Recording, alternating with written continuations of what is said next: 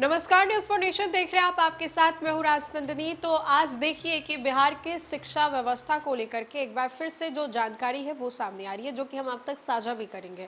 शिक्षा व्यवस्था को और भी बेहतर बनाने के लिए जो शिक्षक देर से स्कूल पहुंचते हैं, प्रधान अध्यापकों को लेकर के ये तमाम जानकारी हम आपको इस खबर में देने की कोशिश करेंगे और समझाने की भी कोशिश करेंगे। आपको तो मालूम ही होगा कि बिहार में जो शिक्षा व्यवस्था है वो हमेशा से ही चर्चा का विषय बना रहा। ऐसे में कई सवाल जो है वो दागे गए, अच्छे कामों की सराहना भी की जाती है, लेकिन बहुत सारे जो सवाल हैं अभी भी कटघरे में खड़े हैं।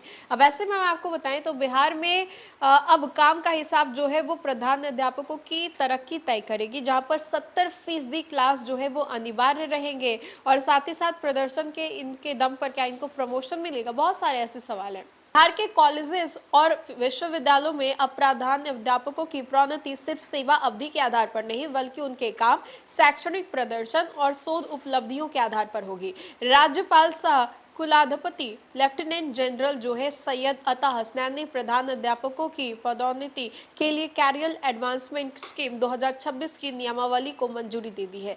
नई व्यवस्था 2026 में 24 जुलाई से प्रभावी हो गई है। इसके साथ ही वर्षों में अटकी हुई शिक्षकों की प्रोन्नति प्रक्रिया को नई रफ्तार जो है मिलने की उम्मीद है। नई नियमावली में सबसे बड़ा बदलाव जो है शिक्षण कार्य को लेकर के किया गया है। अब प्रधान अध्यापकों को अपनी प्रोन्नति के कम से कम 70% कक्षाएं लेनी अनिवार्य होगी। यानी सिर्फ वरिष्ठता या वर्षों की सेवा अब तरक्की की गारंटी नहीं होगी, बल्कि शिक्षक की सक्रियता, पढ़ाने की जिम्मेदारी और अकादमिक योगदान को भी प्राथमिकता दी जाएगी।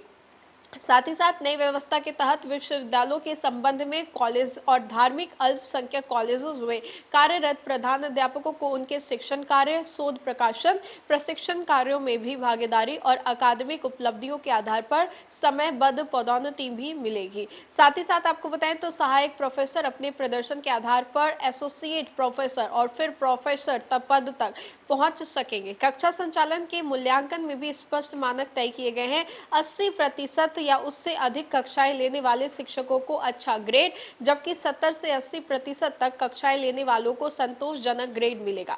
इसके अलावा प्रत्येक स्तर पर जो है वो वार्षिक प्रदर्शन मूल्यांकन रिपोर्ट में भी संतोषजनक या अच्छा ग्रेड और स्क्रीनिंग कम से कम सिलेक्शन कमेटी का जो अनुशंसा है वो की जाएगी। शोध कार्य को भी प्रमोशन का अहम आधार जो है बनाया गया है। पीएचडी को मार्गदर्शन के अंक जो है 10 है, जबकि आपको बताएं तो पीजी के लिए मार्गदर्शन पर 2 निर्धारित अंक किए गए हैं। शोध प्रकाशन, प्रशासनिक जिम्मेदारियां और गतिविधियों में योगदान को भी मूल्यांकन शामिल किया गया है। नियमावली के अनुसार जो है सिलेक्शन ग्रेड लेवल 12 में एसोसिएट प्रोफेसर बनने के लिए 3 वर्ष की सेवा, पीएचडी, निर्धारित रिफ्रेशर और भी बहुत सारी जो कोर्स है उसकी ज़रूरत पड़ने वाली है। तो ये इस खबर में हमने आपको बताया कि किस तरीके से जो अब तरक्की है वो किस चीज़ पे निर्भर करेगी। ऐसा नहीं है कि आप बहुत वर्षों से पढ़ा रहे हैं, आप बच्चों को जानकारी दे रहे हैं, तो ऐसा नहीं है कि तुरंत आपका प्रमोशन हो जाएगा। अब प्रमोशन पाने के लिए सिर्फ एक नहीं, बहुत सारे जो फैक्टर्स है